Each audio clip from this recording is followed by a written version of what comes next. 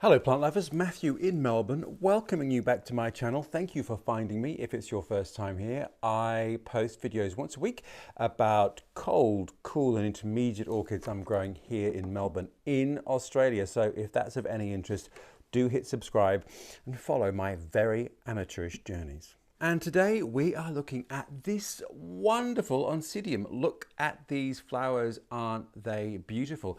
And it's an interesting species Oncidium, which has given rise to an interesting hybridized type. So let's have a look. So this is Oncidium sotoatum. Now, forgive my Latin pronunciation. I am neither a Latin scholar nor a botanist, and I'm a particularly bad speller. So forgive me if I've mispronounced that. I'll put the name below. So this is a species Oncidium, and it comes from northern Central America at quite reasonably high altitude. So it's described as a cool to warm grower. And as you can see, it has multiple flower spikes with a large number of blooms on each one. And it is the most beautiful thing. Okay, basics then. As with most Oncidiums, it is an epiphyte. It lives in moist, damp forests in northern Central America. So really, it kind of has pretty typical Oncidium care, but we might get to that. But I think what is most important, and you might be able to see that, is that it is one half of the parents of the Twinkle type of Oncidium. So those are the smaller Oncidiums with very vigorous sprays of flowers and usually quite highly fragrant. So sotoanum was crossed with Oncidium cheirophorum, which is another Central American orchid. And that one is a dwarf species with yellow flowers that is very fragrant. Forgive my pronunciation if I got that wrong. And that mix has brought together the whole Twinkle universe of small, fragrant, cool, cold, tolerant orchids. But this one is the mother of all, as in the mother of dragons, the mother of dwarf Oncidium hybrids anyway, sotoanum. And I don't know, I've kind of got a soft spot for species orchids because, well, they're kind of as nature intended, I suppose. They're just very interesting and often quite simple. They're a bit more elegant and refined, perhaps, than their more overblown hybridized offspring. But that's a generalization, forgive me.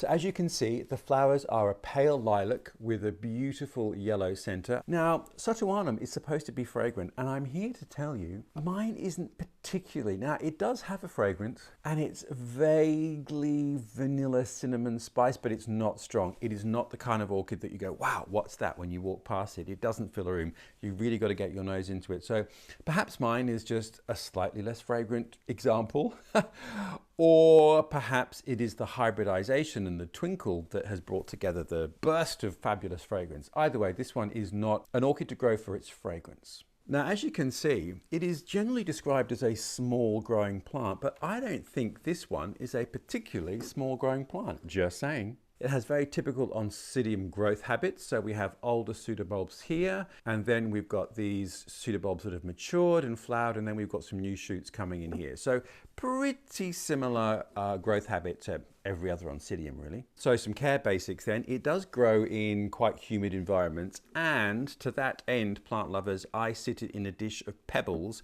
So it's a good idea just to keep that moist and full of water. Not that the roots of the orchid can touch it, because what do we know? Orchids do not like wet roots. So it's really just to create a little humid bath underneath it. Depends where you're living though. I'm in Melbourne. It's fairly dryish inside. It's reasonably humid outside. It's not a terribly dry climate, but nonetheless, I feel this might just need a little lift in its humidity. And so I do mist it every now and then just to keep its leaves nice and humid and perky. Medium-wise, pretty standard for an Oncidium, loose and free draining. So it is an epiphyte, and we know the drill with epiphytes. They are clinging to trees or other organic nooks. They absorb water when they can, the rest passes quite quickly. So they have a wet, dry, wet, dry, wet, dry. And depending on their geography, sometimes they have a slightly drier season and a moister season. So when you're growing them in pots, generally it's winter, which is the time to just ease off on the water. But Oncidiums don't like to dry out completely for long periods of time. And if they do, you'll notice that the pseudobulbs start to shrivel. So that's generally an indicator that it's not getting enough moisture through its roots and or through its leaves, which means humidity.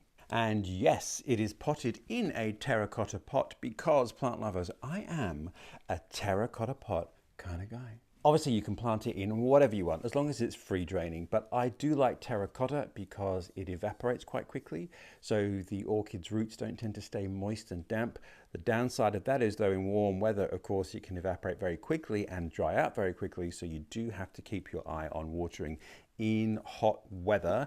And obviously plastic pots do retain moisture a little better, and if you have transparent ones you can see the roots, but them's the breaks. I'm just not a plastic kind of guy. With Oncidiums in Melbourne, I feel that in winter it is just a little cold. The minimum temperatures are too cold to keep them outdoors all year.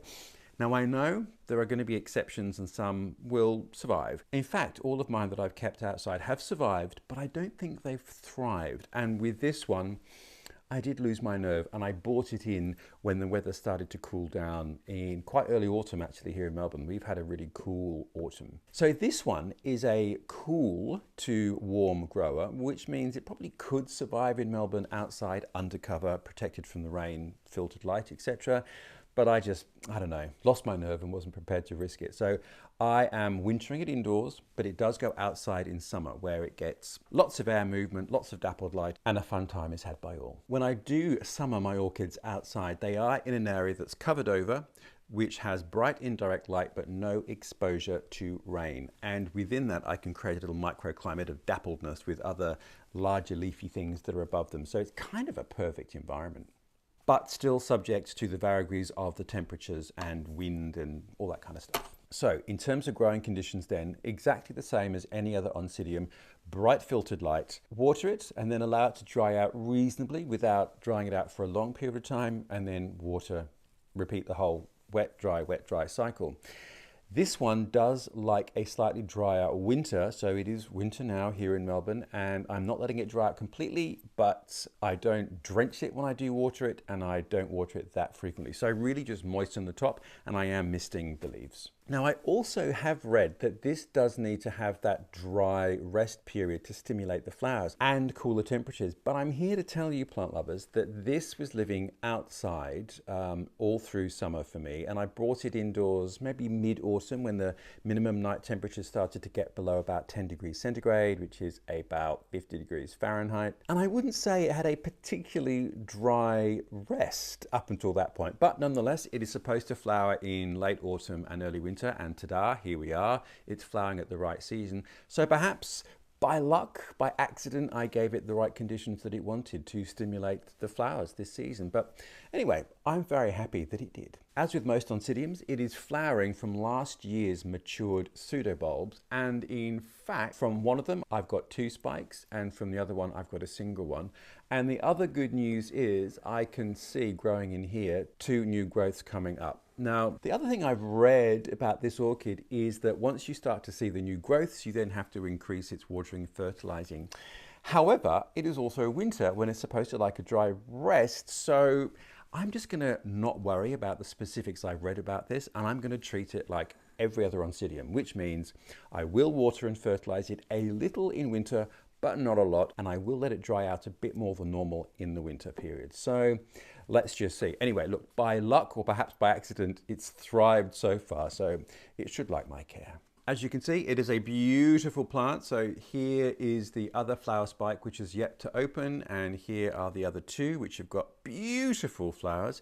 As you can see, it is a very pendulous habit with the flowers. So that is something to bear in mind when you're growing it. It is going to need to be elevated when it's in bloom so the flowers can drape. They're not particularly heavy, so you don't need to stake it, but you do need to give it a bit of elevation. Now, this is a species orchid, and I bought it as a division, and perhaps you can see here the more mature pseudobulbs at the back. It did put on a bit of growth for me. It produced new bulbs. I've probably had it for nearly a year, I think. And in that period of time, many other of my Oncidiums have flowered once or twice. So interesting that whatever the conditions were, and we have had a particularly cool autumn here in Melbourne. So perhaps that was it. Those cool temperatures did trigger it into blooming, and this is the right time for it. So perhaps, there you go. I'll put the name of the nursery that I bought it from below. And if you're in Australia, obviously you'll be able to have a look at their website. They are a specialist in species orchids, which is perhaps useful if that's what you want to grow. It also has the common name bird's beak orchid, and I'm not really seeing that. Maybe in Central America there is a bird whose beak looks quite like that, but not in my world. There we are, plant lovers. Thank you for watching this week's episode with my fabulous species orchid, which I am very happy with. I hope wherever you are, things are growing well, and I look forward to seeing you next week.